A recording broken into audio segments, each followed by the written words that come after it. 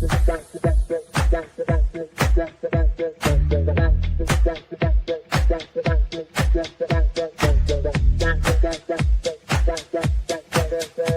Connections Radio presents.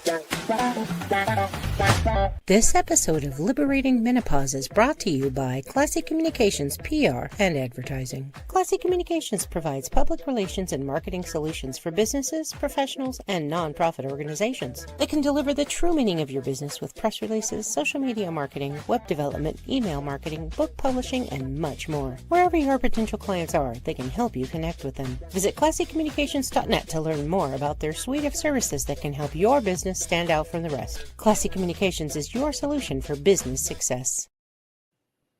Hi, everyone. Welcome. Lisa Vasquez, your host for Liberating Menopause. Today, we are opening up a conversation where we're not only about women's health, but about the dignity and legacy we carry across generations. And so as we closed out the time poverty conversation, I'm opening up period poverty conversation because this is the season of giving, and presents have always been present in this conversation.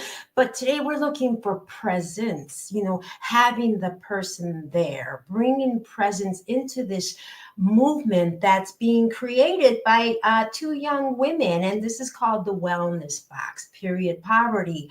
And this movement of that we're going to address, it's a hidden struggle that affects women and girls.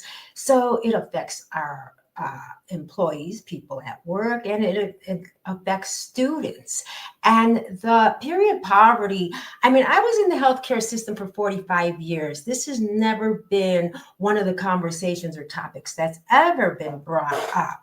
Because of my research, when I really got more into my menstrual book, Girl in the Red, Your Hormones Are Showing, this is where it became more pronounced. I've known it was there, but not so hidden. And I'm always talking about pain behind closed doors. And this type of subject is such a hidden conversation. It's so silent.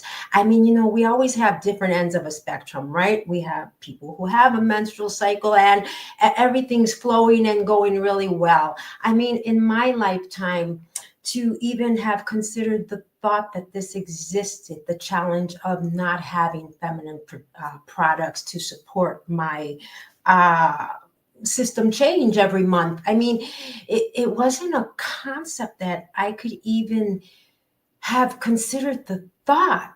And this isn't what the story's about today, because this is a thought, and it really obstructs women and girls. It brings a lot of shame sometimes.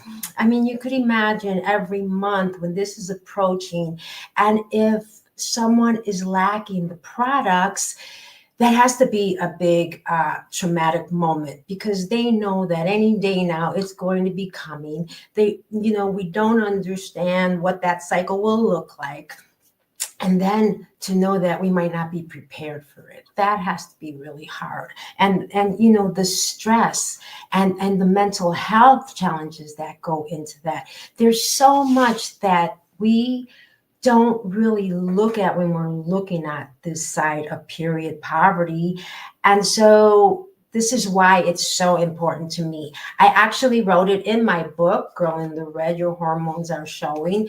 I have a whole segment about period poverty because it's a journey and a meeting. And period poverty on the road, when I started with mine, it was only because of where I was, and it wasn't home. I was away on vacation where products were lacked. To be able to come across at that moment. I was very far out into a country lifestyle at the moment. So, that was kind of a moment of, I was lacking the support of the supplies. And so, and I knew it wasn't going to last, but at the time, just the feeling about it was not comfortable. So to bring this conversation up, knowing that how much it affects women today, and these are such hidden struggles. So my biggest part of this conversation is the Wellness Box, Period Poverty, they are hosting a event on December 7th. And this is like a box packaging party where they'll be discussing education on menstrual. We'll be talking about, my biggest part is the volunteer side of things. I love being a volunteer. Growing up in being volunteer, doing a lot of projects had given me so much more insight into different things that I would have never had the experience or the knowledge about had I not decided to volunteer my presence, my time. And so by this conversation, the more we can flow into it with volunteers, say mothers, daughters, nieces, cousins, sisters, people joining together to volunteer in a packaging party for a period poverty, where you create more of a conversation, where everything is taking place in that room and people are sharing so much that you learn so much more that manifests into, every box includes a menstrual story, a literacy guide. I mean, girls learn that menstruation, it's not shameful, because this is our power, and we need to stop looking at it as such a interruption of life, because this is how we evolve. This is what shapes us into the women that we grow into. But when we have that downside of things because of the poverty that is women and girls are living in, they don't see the bursting of power, because at that moment they're feeling down and out. And so by bringing in more volunteers, by bringing up this conversation and inviting more people to really want to take place in this conversation by joining in. I mean, period poverty industry has a lot of places. We have two local places here in Las Vegas, Nevada, and the Wellness Box Period Poverty is one of them. And giving back to the community, bringing up this conversation is what's so important, because everyone joining in on this mission that is so private, we may not know we're one person away from somebody who's really lacking. We're one person away from somebody who can't really afford that this month. And we don't know that. But when we join in and we work together on this subject and bring this conversation, like say it's on the weekend, so it is on a Sunday, December 7th, but say you go back to school and work the next day and talk about this great time you had at this box packaging party, talking and learning about menstrual cycles, really seeing more power shape behind it. This is the kind of conversations that can really explode and really bring it in, that even someone who doesn't know that this industry exists to help them out, you could have just actually dropped them a line that they didn't even know, and now they know they can reach out to someone that can help them next month when it's going to be their time. We don't know where this conversation will lead to, but we want to ignite this. We really want to make this an impact, because every box, as I said, we learn from it. We get one step closer to ending this by restoring dignity, by talking about it, and by showing that even though we may not be the ones that are experiencing it, by giving our time and bringing out your presence in the conversation, by making it more powerful, actually, by taking away the shame and the stigma, because there's so much stigma on volunteerism in society, and I don't really understand and get why. And it's a lot of hesitant. It's a lot of, they don't want to be associated with these things. Some people think that it's not for them, and it may not be for you, but it could be for someone around you. And today I have the honor of having this conversation with two young women, Chloe and Caitlyn, who have created this industry. Hi, ladies. Hi. So I'm going to be asking them questions. They're going to be telling me all about this conversation. But first, Caitlyn. Caitlyn was 15 years old and she was watching a documentary, if I'm not mistaken. And that documentary led her to really think and consider about making this movement and change. And then she got her sister Chloe involved. So Caitlyn, raise your hand. Who's Caitlyn? Okay, there's Caitlyn. So she's the one that created this. And then there's Chloe right next to her, who she brought in. And together, these two young ladies, they're in school, and they really have that that 21 Jump Street attitude because they're in the mix of this young group. They get to hear these things. And so today, let's talk about that. Let's bring up the action in this plan that you're having by telling me the sparks. What, when you first heard about this, Caitlyn, how, after seeing this documentary and feeling about this, how did you feel you were going to go reach out to somebody or even talk about this? What happened? Yeah, so upon watching the documentary, to be honest, it was quite horrifying because these women on the streets would use things like plastic bags, socks in place of period products.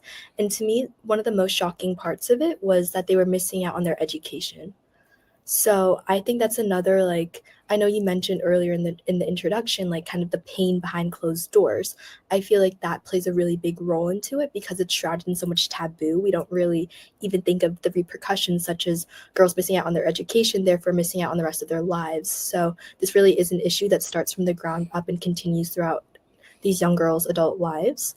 And I think my first instinct was to help in any way, shape, or just reason I can. So I first enlisted the help of my sister Chloe, and we kind of started from there. We started with very small scale packing parties in our garage. Just the basics, pads, tampons, and then from there it kind of became a community movement that kind of grew from the ground up. Wow, how beautiful. And Chloe, when she brought this to you, how was this? Because that had to be so who's older here? I am. Okay. So then when she brought it to you, Chloe, how did you receive that? I mean, it kind of has to be a shocking thing because this isn't a conversation that's generally, we hide this as young girls, teenagers, right? We get our menstrual cycles and we don't really tell anybody, or, unless we have cramps and it's obvious. But when she brought that to you, what happened? How'd that spark with you? I mean, yeah, of course I was very shocked. I wondered where she got the idea from. I just felt really inspired to get to be able to work with her and be able to continue working on the project. So I just really helped her at first. It started off just making bags in our kitchen, calling all of our local shelters. And throughout the process, I just realized that I really loved doing this. Volunteering, it meant a lot to me because not only did I get to help out my community and meet so many people throughout the process, but I also got to do it with my sister, which I think is just one of the most inspiring parts of all of this. And it was great to be able to work together and really watch this grow. Yes. Oh my gosh, you really are watching this grow, and it's just really booming, and I'm really excited about that. And so when you went to school, how did this subject come up? I mean, you said that it was a community thing that you started at home and in the garage. Were people passing by and they just joined you, or you had like a friend party come over, or how did that part of it start to grow and bringing your community up? So we were able to reach the community in a lot of different ways, but I would say one of the main ways is we created a club through our school, and that was a big thing for us because we were able to recruit so many different people in the high school. And we would just make these meetings where they would come and they would help us put together these bags. And it was really great because we had even the boys helping, which just meant a lot to us because obviously there's this huge stigma around especially our age group talking about periods, and there's a huge taboo around it. But I feel like after we brought the club to our school and it grew to be such a big thing, I think that it really helped make the topic a lot more talked about in my school, and it really helped reduce the stigma, at least in our high school's communities. Oh, that's really exciting. I mean, I really love that idea, and that part of my PowerPoint, I actually have that picture of kids around the table, male and female, because that's exactly where we have to grow this, replanting, and this is why, this is 45 years later that I was in radiology and I grew through this with women. And what I did see is that a lot of our struggles and challenges on the health side of things were all due to not having complete, really well nourished lives with our cycle in balance, because we just eat anything and do anything. And, today we know that, if we can, well, from what I've studied and learned and educated and wrote about, is that if we can educate and nourish ourselves in every stages as we grow, because we're evolving, we're developing, this is what's giving us our personality, our characteristics, everything. And, sometimes, with processed junk food and things like that, young girls, when they start breaking out and having acne issues, all these different things, they don't understand that the point of the hormone nourishment isn't being received well. So it has to break out somewhere. So it's not so much that it's that young teenage acne, it's a lot of the pollution in our bodies from, the junk that we eat because we're young, right? And then everything tastes good, and, it's all enticing. And so this is what that nourishing and education on my side of things is, because I watched women go in through a lot of disease, and a lot of disconnection in their bodies, right? And so bottom line was, again, that, because of lack of good foods, good nourishment, good sleep, good health. Do you bring any of that stuff to your conversations? Yeah, of course. So a big part of what we do is we're a huge proponent of like women's education surrounding periods. So we actually go to local like elementary, middle schools and give kind of a PowerPoint presentation about the period cycle. And a big part of that presentation isn't just, oh, this is a tampon, this is a pad, this is how you use it, but it's these are the different cycles, like the luteal phase, the menstrual phase, all of it, and kind of showing these young girls how their body will change and how their hormones will react to it. So when they do get their period, they don't feel confused or blindsided like a lot of young girls. So we're trying to break that stigma early.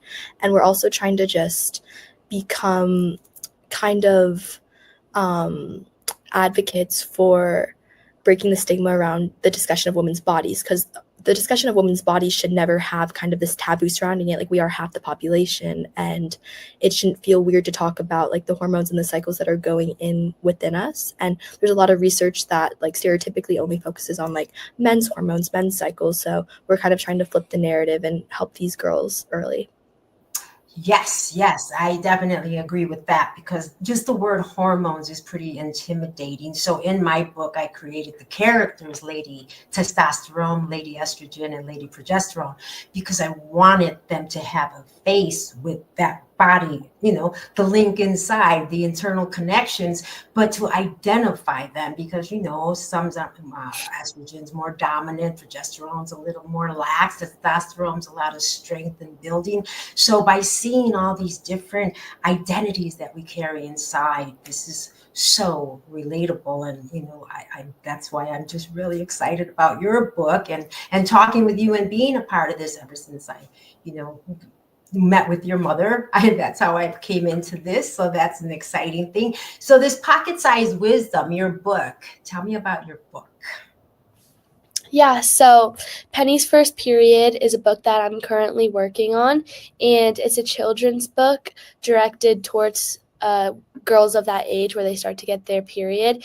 And it's pretty much a book that's just meant to give them the confidence that they're becoming a woman and not be afraid. So Penny, she's just an ordinary middle school girl, and she is the first out of all her friends to get her period. So she obviously goes through a lot of shock and nerves, and she's too scared to tell anybody. She had zero education about what a period is. So obviously when she sees that she's bleeding, she starts to freak out. But after she learns what it is, and she learns that it's something that's going to happen to all women, she's able to educate her friends about it, and it's a cool storyline because she goes from being terrified to the coolest girl in 6th grade, and she was able to teach her friends about owning her experience. So every young girl can feel the same sense of pride and empowerment. Wow, how beautiful. That's really beautiful because exactly, and that's again exactly why when I relate with you on that subject, that's exactly it, because of all those young girls who are behind closed doors. They're scared all of a sudden this happens to them. They're at school, they don't know what to do, how to come out of the restroom, who do they talk to? By learning more on your side of the story, we get to hear and see this conversation come to life more than it did in my generation. We had to, it was always just secretive. But when I talk to friends of my age and ask where were they, how this took place, some of them, they were pretty lonely, very lonely, and even due to cultural changes and things like that. Do you run into a lot of that kind of challenge with different cultural conversations on this subject? Do you? Yeah, I would say definitely. I mean, especially being an Asian American, I think that a lot of Asian Americans grew up with this taboo, especially like our mom even told us that when she first got her first period, she was too scared to tell her mom. So I think that this book is definitely a great way to teach all the little girls that it's not something they have to be ashamed about. Yes, exactly. And that's exactly the empowerment that I'm really excited to know that we're on the same kind of wavelength. I mean, I'm coming from a different generation, but to see your young generation coming into this as a natural process is really beautiful. It's still a struggle in the older generation, and to find out all these hidden stories. I mean, my mother passed away a while back, so I would never really know her true story because it wasn't a conversation. And that's how a lot of my generation has lived. That was just so silent. And on the cultural side of things, because it was so silent, some of my friends would tell me that their mother picked them up, brought them home, just gave them this, hygiene package, and said, this is what you're going to be doing now every month. And that was the end of the conversation. And they had to go find conversation with someone else, some other elders or good friends of theirs. So I'm really excited to know that, you're keeping it in a peer group type of community. And how thrilled are you with what you've encountered? Wow, all this collaboration. I mean, you have to be growing into more levels of what surprises you about this, what Yeah. you've done so far. Yeah, so I think one of the biggest surprises for me was how we've expanded to other countries, not just statewide anymore. So I think it's been an amazing experience to have other young girls lead chapters in different places all around the world, because it kind of shows that this is a global initiative and this is something that we're all fighting, not just in the Las Vegas community, but worldwide now. So I think that's been the most fulfilling part of this journey, as well as just meeting people across the way, knowing that every package really does touch someone's lives and improve it for the better. So I think that's been my favorite part, at least. It really does, right? I could imagine. I mean, the conversations that take place while you're packaging and, just the education and literacy that you bring to this conversation. And so what was did you ever have to reach out to somebody that you kind of knew was having this problem, or how does that get revealed to you in your generation?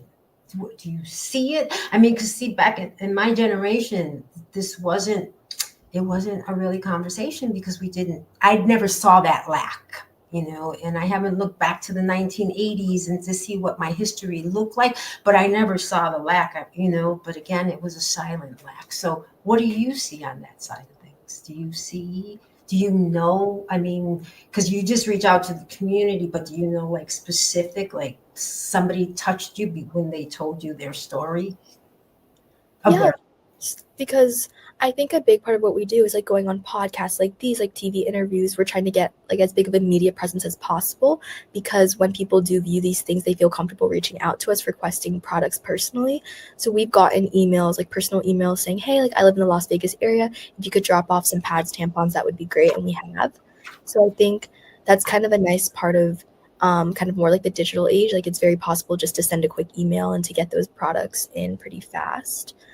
That's really nice. Yeah, I see a lot of things on your Instagram page where you guys are really moving and working with different people that help you support this mission. And so that's got to be really exciting for you. And I'm really excited to be, having this conversation with you, because making this action become more visible, making this impact. And like I said, every box that was packed has a story. There's a story behind every one of these conversations. And I'm happy that you're in your generation moving and grooving through this. So as you grow through this, what is your, what would be the next level that you would take this to? Do you have any ideas, or is it just more education? What do you think? I mean, we just want to keep educating as many people as we can and really just touching as much of the community as we can, not just the Las Vegas community. So, I mean, we're just continuing starting chapters in other places around the world, and we're continuing reaching out to the schools in our area and just trying to teach and spread the cause as much as we can. Oh, really? Have you visited any of those other countries? Have you gone to see any of this, or are you just communicating through digital communication? Yeah, as of now, we're just communicating through like digital communication, but hopefully sometime in the future we can do an event maybe where we all get together, something like that. Oh, really? Big global one, huh? Oh, that sounds really good. And the testimonies that come into you globally, how has that, really hit you, to see that? You've touched the world. That's one of like the most overwhelming aspects, is that this cause touches basically every corner of the world, because obviously women are such a big part of their community everywhere. So I think knowing that, this isn't just a local issue, this is global, and it has been global for a very long time. So I think that's been very touching, especially being so young and knowing that we've made so much of a change at our ages. It's pretty cool.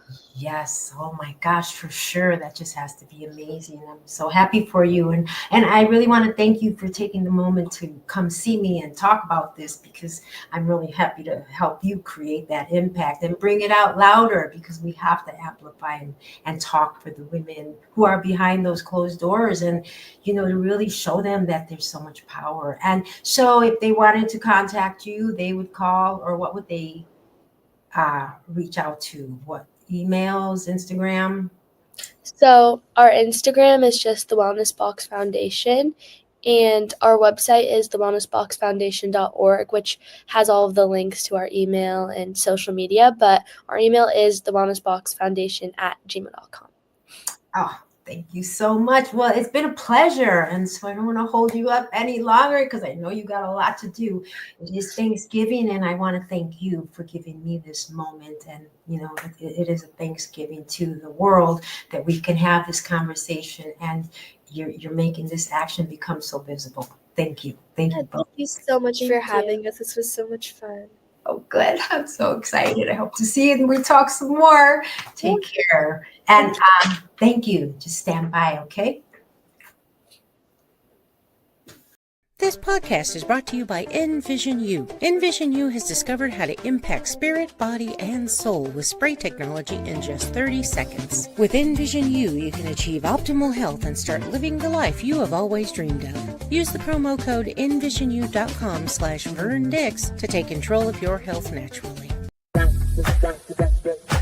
PR Connections Radio thanks you for watching this podcast.